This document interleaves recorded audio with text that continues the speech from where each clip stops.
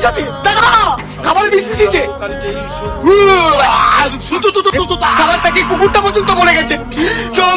তালুকদার, আমাদের সঙ্গে লড়াই করা তোমার ক্ষমতা নেই, তাই বিয়ে তেলে মন্তল করে খাবারে বিষ মিশিয়েছ। আমার কুকুরটা পর্যন্ত ওই বিষ মেশানো খাবার খেয়ে মারা গেছে। না তালুকদার, এসব আমরা কিছুই করিনি। প্রতাপগড়ের নাম ডুবেছিস তুই। এভাবে বলো না তালুকদার, তুমি ভালোভাবেই জানো এ হাতে তলোয়ার উঠলে এক কোপে 20 জনকে কাটতে পারি আমি।